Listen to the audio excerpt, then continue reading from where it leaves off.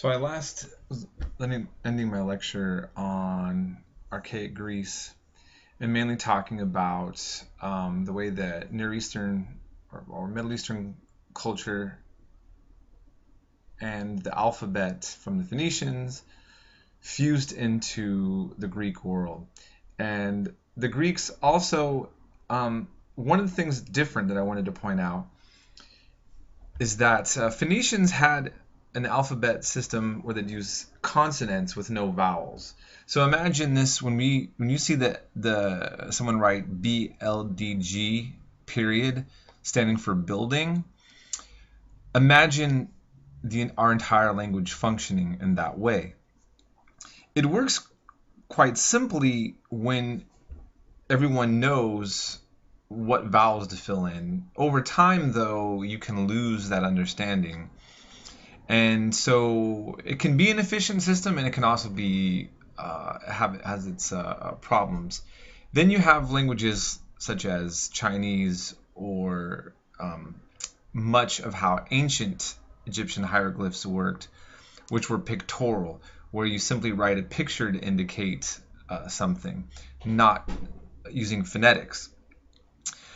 The Greek alphabet is going to utilize what we use now, which is consonants and vowels together in their system that they made. Okay, keep in mind that Hebrew, biblical, and Israel today, modern Hebrew, Arabic as well, also uses consonants with no vowels. And over time, there was a vowel system was created to put marks in the Hebrew Bible to indicate vowels, and in the Quran for Muslims they would put marks that would indicate vowels with the consonants as well. But if you get an Arabic or a Hebrew newspaper now, the vowels are not usually put there, and so you would have to have a really strong understanding of the language and how it's used to know where the vowels would go into the consonants. That system the Greeks avoided and added vowels to with consonants, right? So this is another contribution that we get from the Greeks, okay, is our writing system that's based off theirs, but also the methodology in which they use writing. Okay, so we talked about the political systems. We talked about what was unique about their fusion with the Phoenicians.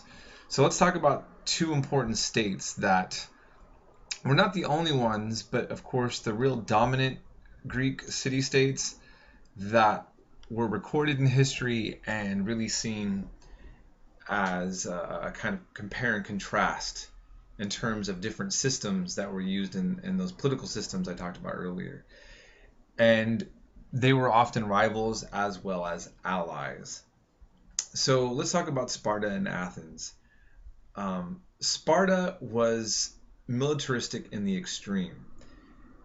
I mean, boys left home at age 7 to learn how to fight and would get beaten to make them tough.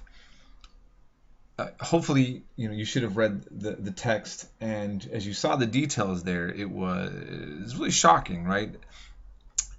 Now we would consider this full-on child abuse, but they were raising boys to be tough, and this was expected of them. And so from a young age, they didn't even live with their wives. They were staying in the barracks, right? And when they would go off to war, what did their wives say? Come home holding your shields or on them. In other words, you go have victory or come back dead. And so this was the overall culture of their society. Tough mountain people who survived and took their place by being preoccupied solely, almost exclusively, with fighting. And so they conquered nearby regions that gave them their ability to do that. And they created a huge kind of slave system in which populations that had to till land for them, that they could arbitrarily do whatever they want to with. And so That's something also noted about Sparta. They also rejected individuality in favor of collectivism. And so you were to be one unit. And it's ironic because Spartans, right, colleges and high schools name themselves after the Spartans. I mean, I guess they're a great idea of you know, kind of victory, toughness, and being one. But I don't know, it's a strange legacy to want to celebrate. Maybe that's just my own personal opinion. But I just kind of want you to look at the original history there, and in the way that Sparta now has kind of morphed into the modern idea of something kind of positive or cool. The movie 300 is one of them that kind of celebrates this aspect of Spartan life. We can talk about that a little bit more later. So then we have, in contrast to this, we have Athens. So beginning in 508 BCE, they transformed their aristocracy into what they called a democracy. And this is a state that existed for the citizen. Athens really contributes the most to Western civilization.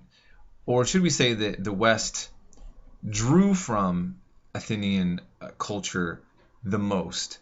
And so our concept of art, culture, philosophy, so many things a part of Western civilization are going to be directly linked to people, characters, methodologies, and ideas coming out of Athens. Can't overstate that in any way. All right, so this just kind of gives us a general idea of these two. And these are the main two things I want you to take from looking at them. Also, though, I want to say that Athens had a huge slave population. And really, this is something that I mentioned up earlier. I want you to always remind you that democracy, as they brought it into the world, came with the idea of slavery, and that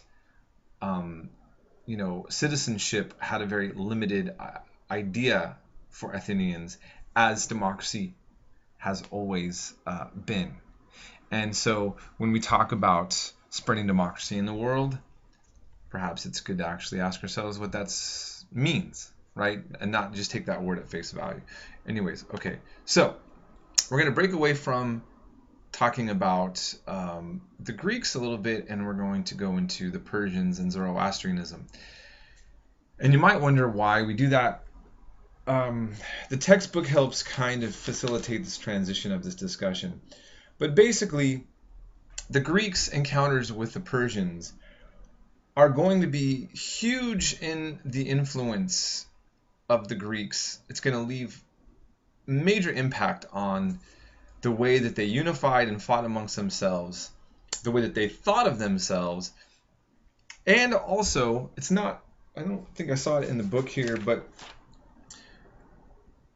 all throughout the ages up until now, the idea of the East versus the West is somewhat kind of solidified in what the Greeks write about the Persians as the Western world embraces Greco-Roman literature and has this dichotomy of the separation between the East and the West.